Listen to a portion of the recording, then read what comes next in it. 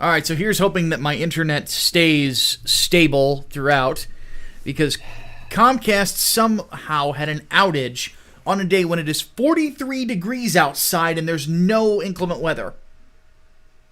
Who would have thunk it? Who would have thunk it? Yeah. So, let's get down to it. Opening night. Opening night. The parking lot. Let me ask you this. I guess you're going into it. How crowded was your theater? Not very. Mine was filled. Really? Mine was filled. I went to the 7 o'clock show.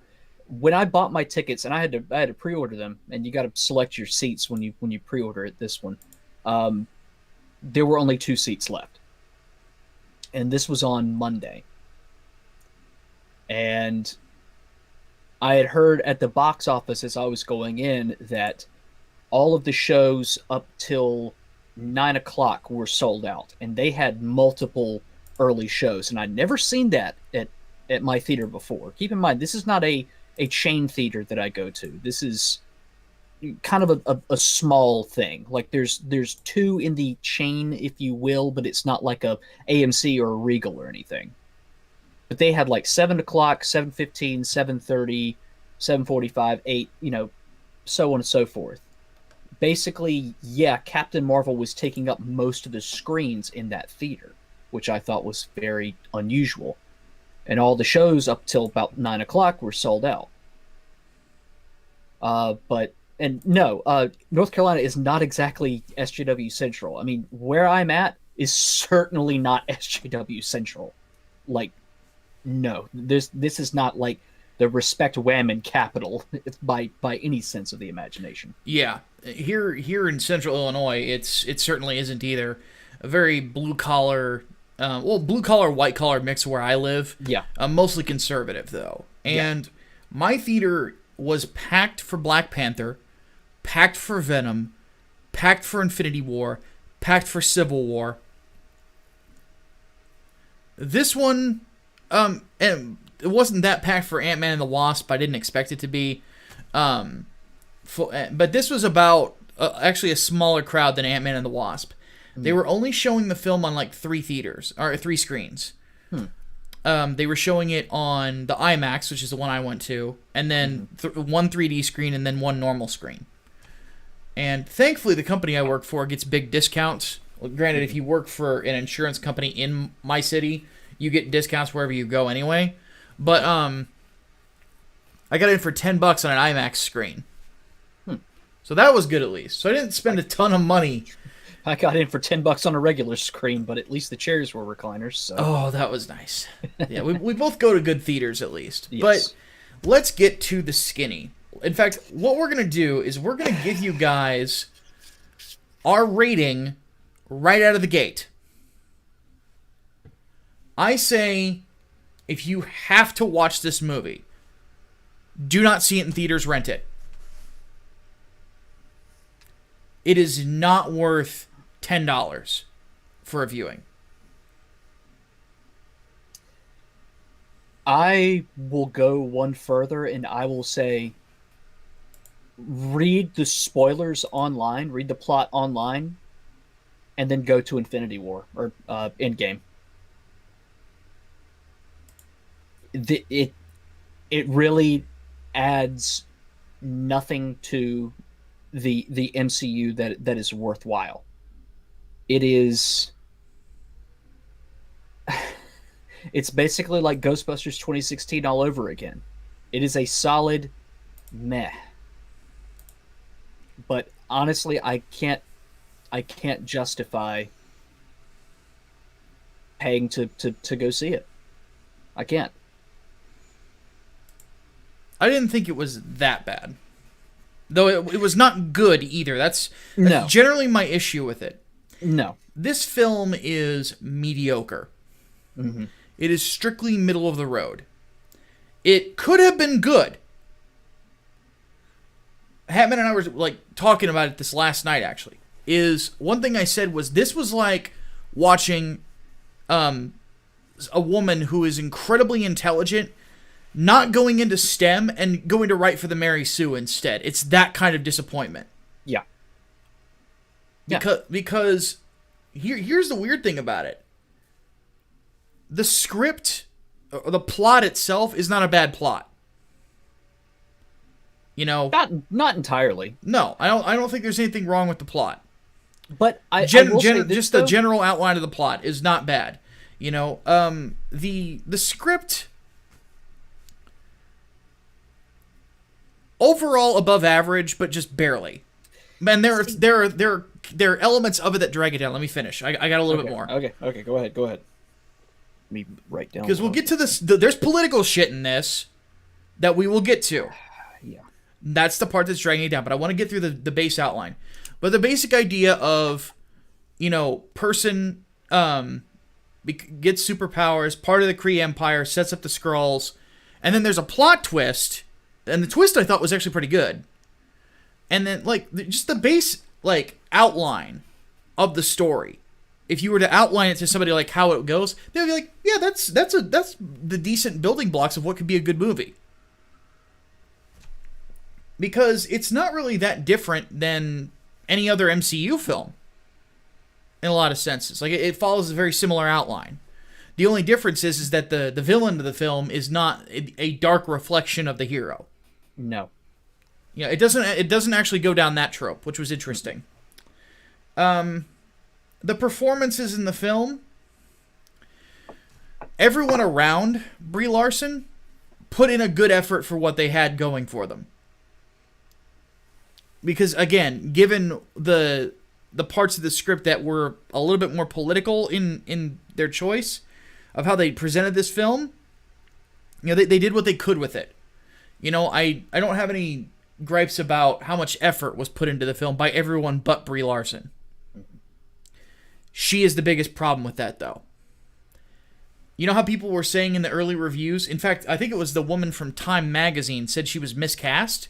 Mm-hmm. Big time. I agree. She is not ready for this kind of a film. No. She could have been, maybe a few years down the line, but not here. She was wooden for parts of this. And it's funny because there is a semi-explanation for her lack of emotion. But at the same time... But it's not sufficient. It's literally a tell, don't show situation. Well, it's also inconsistent when you think about it. Because... Yeah. The whole... She's trained to not be emotional. Because emotions, make you a bad soldier. Mm-hmm. And that makes sense, of course, Yeah. But at the same time, she's consistently joking around at some parts and then just stops. Like there are literally parts of this film where you feel like there's supposed to be a joke because there's humor in other parts of the movie. You feel like there's supposed to be a joke there and she just forgot her line. Almost, yeah. Like it just sort of stops. Yeah. And then you're told that emotions get the better of her. But you don't ever see that. Yeah. You don't see it at all. In fact, she doesn't really have any sort of weaknesses. She doesn't have any sort of growth. There is no real character arc to this. It's basically she discovers who she was, and then she becomes a amalgamation of the person she was and the person that she became after Star Force. Yeah. And then that's it. There is no growth. There's no dynamic character in Carol Danvers. She's flat. Yes. And that's generally a big issue with it. There's almost a reluctance to characterize her properly and give her an arc because it would make her look weak. And as such, the audience isn't able to really have that much, connection to her. One thing I found really weird is in this film, Actually, no, wait. We'll come again because that's going to get into the political stuff because there's something about feminism we have to say and how it affected this film. Um, the the other thing that really pissed me off about this movie was the music choice. When some of the critics have said that the girl power is pandering in this film, they are not wrong. No. Because let me tell you this way. Rotten Tomatoes tells you that 93% of critics like this film. If you actually read the reviews, it's probably closer to 65%. Yeah. Because one common thing you will see from critics is that the girl power theme is so thick that it's sickening. And it is here. Mm-hmm. To the point where they gender swapped an iconic comic book character and then made that character almost completely irrelevant. Mm-hmm. There is no reason why Marvel should have been gender swapped. No, there isn't. We'll get to that in a second too. Mm-hmm. I want to think with the movies is the music selection literally ruins parts of the film. There is an action scene that was a pretty well choreographed fight scene between Carol and the bad guys. I'm not spoiling it, but Carol and the bad guys, where instead of having like this epic sort of orchestral stuff that the MCU is known for, just a girl by no doubt. Oh, well, thanks, guys. Well, you reminded me that there was a point in time where Gwen Stefani was hot. Mm-hmm. But even so, it has no place here. Because it's not like the Kree or anybody else really, aside from like one little anecdote, really held her down because she's a woman. Which is another inconsistent part of this film. It really feels like they squeezed that in there at some point. Yeah. Because again, there are women in her squad. Yeah, there's a lot of telling but not showing here. Yeah. So,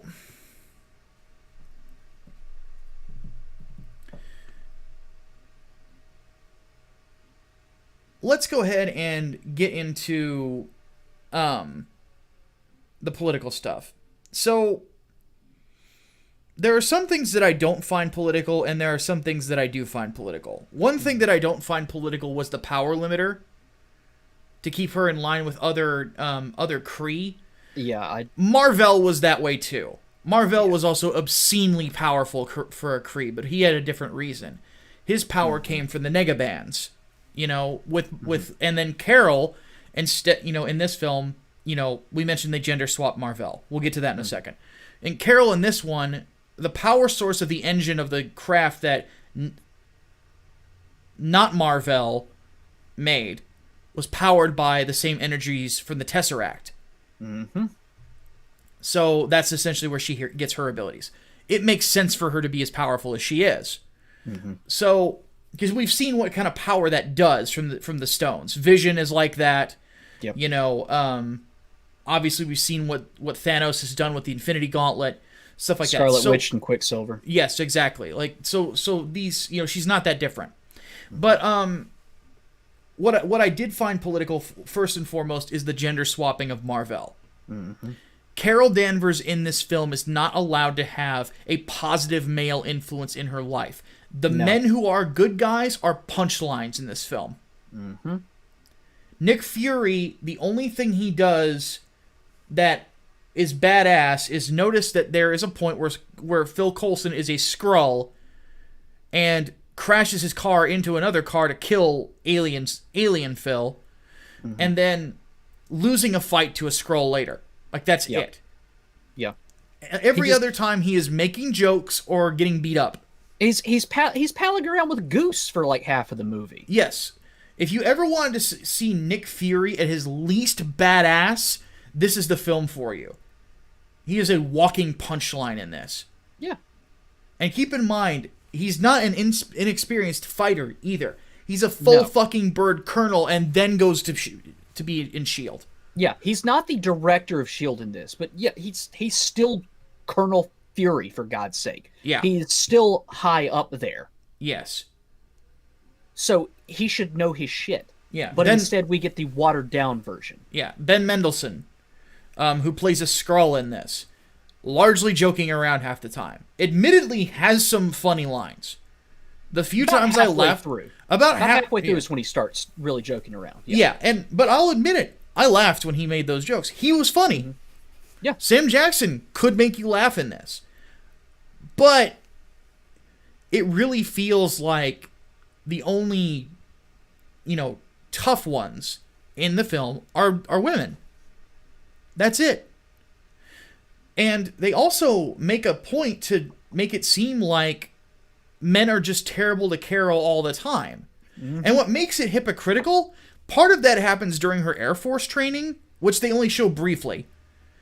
And yet, the inspiration for the colors of her shirt, the colors of the U.S. Air Force. That makes no fucking sense. If the Air Force is so bad and so misogynistic, why would she use their colors? Why would she have any pride in her service? And even then, which, by the way, they also toned down her service too, which really was insulting. If I were a veteran in that audience, I would have been pissed. Even then, that entire, like, you're not good enough because you're a girl. They're never going to let girls fly. Like, that whole sequence. And really, you got two of them. You got one early in the film, and then you got one towards the climax. They were ham-fisted. Good fucking God. Like, it's 2 straight minutes of, you're not good enough because you're a girl. You're terrible. Girls can't do shit. It's like literally just thrown in there. 3rd grade bullshit. Yeah. And what I find hilarious about it is that if you remove those parts from the film, it gets a lot better. Just bam. Yeah. And or you could have used them differently to actually help establish some actual fucking characterization for this character. Like, I don't know, show that she's a very determined young woman. Mm-hmm. Because, like, I was comparing this to I was thinking, like, G.I. Jane. I like G.I. Jane as a film. G.I. Jane's a good movie. But the way G.I. Jane did it was that it's a boys' club. Because it's so physically demanding to do what they do, it's not expected that a woman will do it. But admittedly, there are women out there you will meet in your life that are tough as fucking nails. Mm-hmm. They're very rare, but you will. If you had presented Carol as one of those tough, determined women, don't make it about gender, just make it about the fact that she's so hard-headed she does not want to ever be told that she can't do something. That's character development. That tells me she's determined. That tells me that she's motivated. That tells me she has goals. That tells me that she is always striving towards something. Those are positive, heroic characteristics. Mm-hmm. Mm-hmm. But they throw it out the window just to make throw shade at men. Why? Yeah. It's political. Like, the feminist message is not just straightforward, but it is being shoved into your face, so you have no other choice but to say, okay, I saw it, I got it. And by the way, I'm not saying this is propaganda. I am not. Here's the reason why. You can tell this was thrown in, and this was something that Kevin Feige glanced over. Mm-hmm. You can tell that it was something later in the project. The reason that I say that is because, again, the rest of the film is beat by beat a Marvel film. And you notice they didn't do this sort of shit with the Wasp and Ant-Man and the Wasp. You'll notice that they don't do this with Scarlett Johansson in the Avengers films and in Captain America. Nope. They didn't do this with Wanda either. God, no. Hell no. Wanda has quite a few, ups and downs to her character. She's very well developed. Yep, absolutely. And that's kind of what pisses me off about this. Yeah. For a secondary character in 2.5 Avengers movies. I'll count Civil War as half an Avengers movie. Yeah. But for a secondary character in those movies, she has more development than an entire movie dedicated to Carol Danvers. Yeah. They have no excuse. And there's no excuse. What really gets it for me is that had they gone a different direction with those scenes, this movie instantly gets considerably better. Absolutely. Instantly. Carol becomes, instead of kind of likable, because she's not a bad, like, she's not a bitch in this film. She's not a terrible human being at all. No. She's actually a smart ass, but yeah, she's a smart ass, but that's all you get. Yeah. But had they given us more than that, I would have. They couldn't tell what to do with her in a lot of ways because of those politics. And that's generally the problem. Had it been that they established a couple of things, here's basically how I would have done it. I would have had the opening stuff with the Kree, then go to her childhood, and then making her dad an asshole is stupid. Mm-hmm. Which they did that in the comics recently. They made him an abusive husband, like a wife beater. Mm-hmm. And that was insulting because in the original comics he was actually a really good guy. But make her dad just overly concerned and protective. Makes it much more identifiable. That's what Chris Claremont would have done, but can't have that. Nope. Then you go to the stuff with Mar-Vell. You don't gender flip Mar-Vell. You keep Mar-Vell as Mar-Vell. And then his sacrifice leads to her getting her powers. It pays respect to the source material, but still gives you her ability to be heroic. So it just really, they missed so many opportunities because they felt the need to push Whammon. Yeah.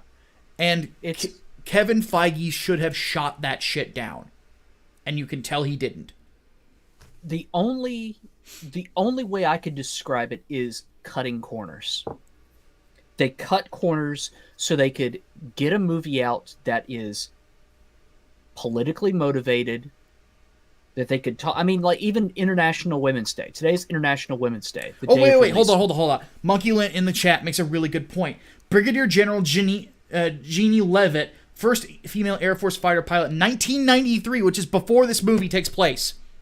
Whoops. So that's not the only thing that gets retconned in this. Holy shit. They retcon the idea that Captain America was the inspiration for the Avengers. Yeah. Captain America is no longer... thinking about it, honestly, this almost felt like a retcon of Captain America, the First Avenger, just in general. A soft retcon, but one nonetheless. Like, yeah. They really take a bit of, like, his influence on the universe away from him and give it to Captain Marvel. Yeah.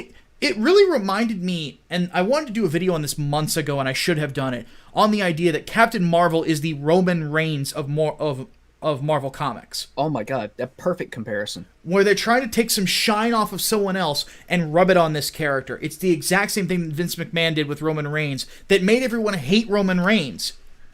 And he did it with John Cena, too. It's the same thing here, just in a different medium. They're taking the shine from Captain America, trying to put it on Carol Danvers. That's not going to work. No. People aren't just going to buy into that. Mm-mm. But, for God's sake, it basically invalidates all the build-up that we've had to the Avengers movie, or the MCU that began with Iron Man. It's just a almost like a soft reboot. Why is it the Avenger Initiative? Because her call sign was Avenger. Which doesn't make any sense either.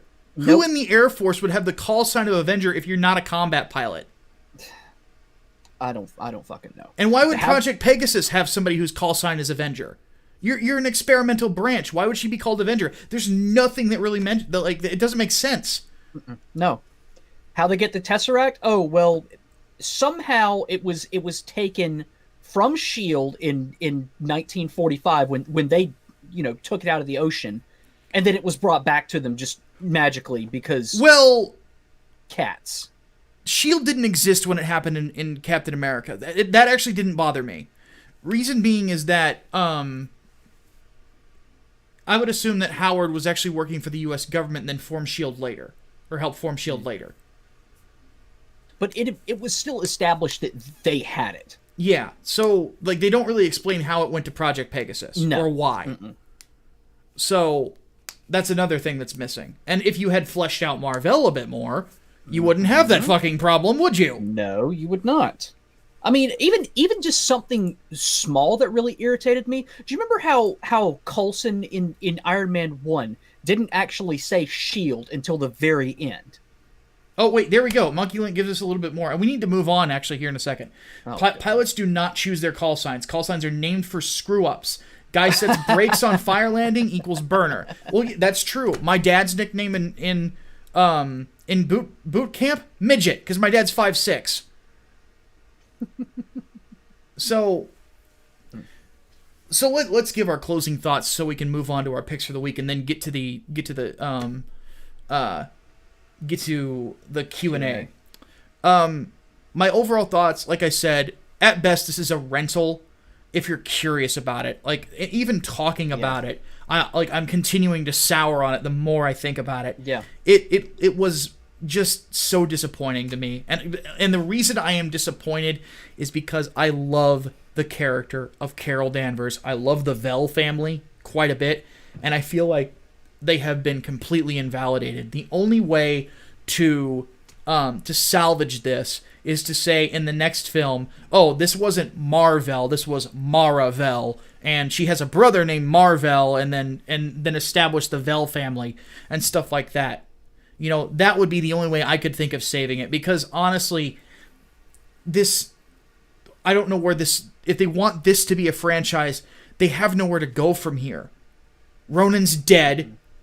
We don't know if Jan Rog will still be alive by the 2000s, so on and so forth.